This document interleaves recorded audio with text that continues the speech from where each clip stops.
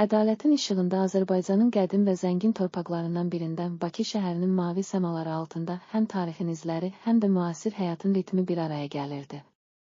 Bu şəhərdə ədalət və vicdanın simvoluna çevrilmiş bir insan, Hüseyn bəy, yaşayırdı.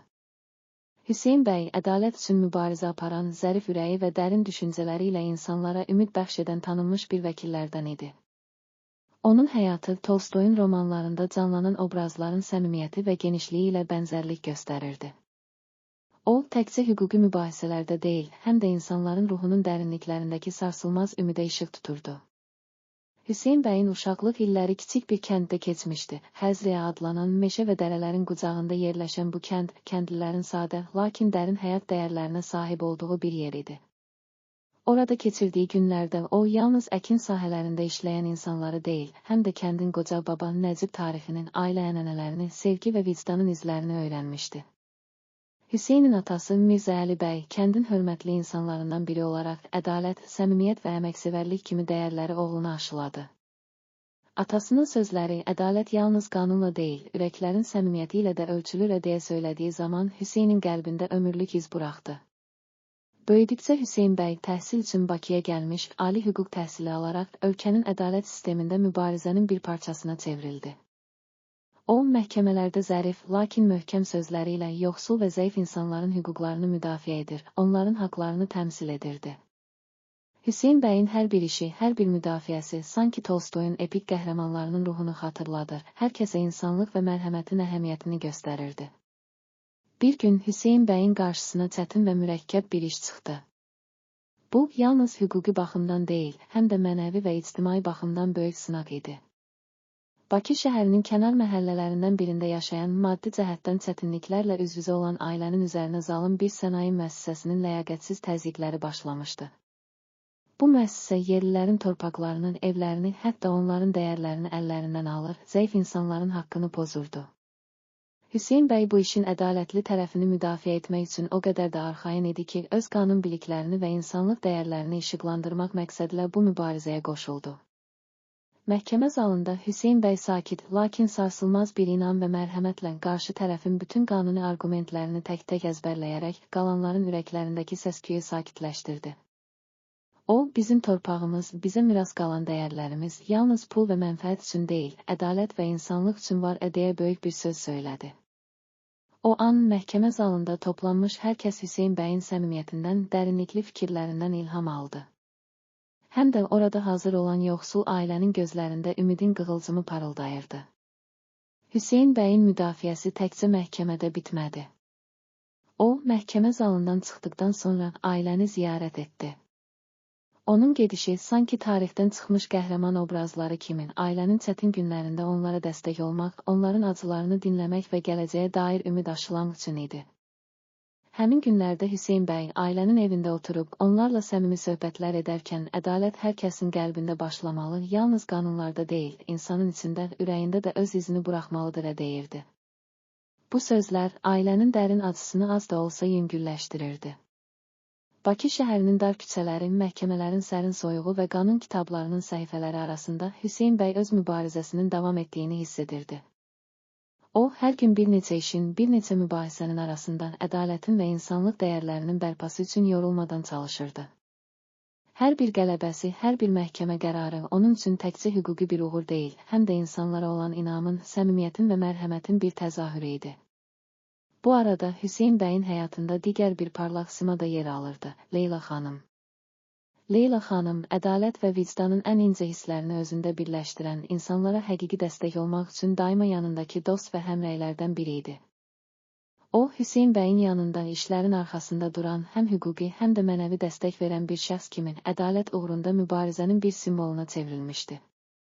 Leyla xanımın incə, lakin möhkəm ürəyi Hüseyn bəyin səmimi sözlərinə cavab verər, ona daha da güc və inam bəxş edərdi. Onların arasındakı əlaqə, hüquq və ədalət uğrunda ortaq mübarizənin eyni zamanda dərin dostluğun və hörmətin birləşməsindən ibarət idi. Məhkəmə zalında və şəhərin künc-küncündə Hüseyn bəyin adı artıq yalnız bir vəkil kimi deyil, həm də ədalətin qoruyucusu kimi tanınırdı. Onun mübarizəsi sadəcə hüquqi mübahisələrdən ibarət deyildi, o, insanlara həyatın dərin mənasını, ədalətin və səmimiyyətin dəyərini öyrətməyə çalışırdı. Hər dəfə məhkəmə qərarında, hər dəfə bir ailənin üzünü gülümsədən Hüseyn bəy, sanki Tolstoyun qəhrəmanları kimi insanlığın əbədi mübarizəsinə yeni bir fəsil əlavə edirdi.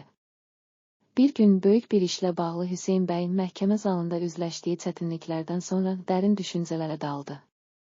O, qanunların sərtliyinə və bəzən onların insan ürəyindən uzaqlaşmasına acıdı.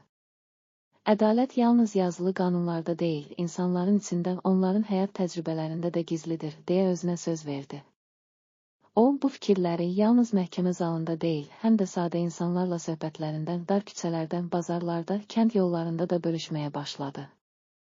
Hüseyn bəyin sözləri orada yaşayan yoxsul və zəif insanların qəlbinə ümid toxumları əkirdi. Onlar Hüseyn bəyin sözlərindən atalarının köhnə nağıllarından çıxmış kimi səmimi və dərin bir hikmət tapırdılar. Bu müddətdə Hüseyn bəy həm də şəxsi həyatında böyük dəyişikliklər yaşadı. Leyla xanımla münasibətləri sadəcə peşəkar dəstək və dostluqdan ibarət qalmayıb, həm də bir-birinə qarşı duyulan dərin hörmət və sevgi ilə möhkəmləndi. İkisi birlikdə həm hüquq uğrunda, həm də insanlığın ümumi rifahı uğrunda böyük addımlar atır, həyatın hər anını ədalətin və mərhəmətin izində keçirirdilər. Onların birlikdə yaşadıkları anlar şəhərin kənar küçələrində, məhkəmə zalının səssizliyində və sadə insanlarla keçirilən söhbətlərdə sanki ədalətin və insanlığın yenidən doğuşunu xatırladırdı. Zaman keçdikcə Hüseyn bəyin uğurları və mübarizəsi yalnız Bakı şəhərinin deyil, bütün Azərbaycanın qəlbində böyük iz buraxdı. Onun işləri həm hüquqi sənədlərin səhifələrində, həm də insanlara verilən ümid və inam sözlərində əbədi yadda qaldı. Hüseyn bəy hər gecə yatağa uzandıqda günün xatirələri ilə müdafiə etdiyi hər bir ailənin gözlərindəki minnətdarlıq və ümid işığını düşünürdü. O, bilirdi ki, hər bir qanun, hər bir qərar, hər bir müdafiə ədalətin, insanlıq dəyərlərinin və səmimiyyətin təcəssümüdür. Beləliklə, Hüseyn bəyin həyatı Azərbaycan torpaqlarının zəngin tarixi və mədəniyyətinin, insan ruhunun dərinliyində yaşayan əbədi dəyərlərin birləşdiyi bir nağıl kimi davam etdi. O, hər bir məhkəmə zalında, hər bir kəsin qəlbində, yoxsul, zəif, amma ədalətə inanan insanların arasında öz yerini tapdı və bu, onun üçün ən böyük uğur oldu.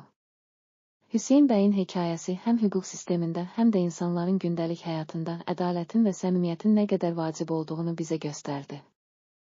Ədalətin və insanlıq dəyərlərinin işığında Hüseyn bəy həm peşəkar həyatında, həm də şəxsi dünyasında sarsılmaz inam və mərhəmətlə irəliləyirdi. Onun hər sözü, hər hərəkəti sanki Tolstoyun geniş və dərindən təsvir etdiyi insan təcrübələrini, həyatın həm acı, həm də şirin tərəflərini əks etdirirdi.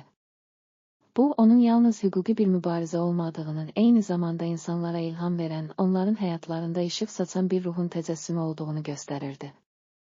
Beləliklə, Ədalətin İşığında adlı bu hekayə Hüseyn bəyin həyatında baş verən, hüquq, ədalət və insanlıq dəyərlərinin üzərində qurulan sarsılmaz inamın və mərhəmətin dastanıdır. Onun mübarizəsi yalnız məhkəmə qərarlarında deyil, həm də sadə insanların qəlbində, onların gündəlik həyatlarında, ümid və sevgi dolu baxışlarında əks tapdı. Azərbaycan torpaqlarının əsrlərdir nəsildən nəsilə ötürülən dəyərləri ilə Hüseyn bəy ədalətin, səmimiyyətin və insanlığın yaşaması üçün yorulmadan çalışdı və hər kəsə bu işığın parıldamasını və inamın əbədi qalmasını öyrətdi. Beləliklə, bu nağıl Hüseyn bəyin həyat yolunun, öz vətəninin zəngin mədəniyyətinin və xalqının ədalətə olan inamının canlı şahididir. O, qanunların sərin məntəqəsində, səmimi ürəklərdə və təkcə hüquqi sənədlərdə deyil, həm də insanların bir-birinə verdiyi dəstək və ümid sözlərində əbədi yaşadı. Hər kəs Hüseyn bəyin işığında ədalətin və səmimiyyətin gücünü hiss etdi, onun izindən gedərək öz həyatlarında vətənə, ədalətə və insanlığa sadiq qaldı. Bu hekayə Tolstoyun epik təsvirindən ilham alaraq Azərbaycan xalqının ruhunu, tarixini və ədalət uğrunda mübarizəsini birləşdirir, hər bir insanın qəlbində parlayan, sarsılmaz ümid və mərhəmət işığının simvolu kimi ədalətin işığında sonsuza qədər yaşayacaq.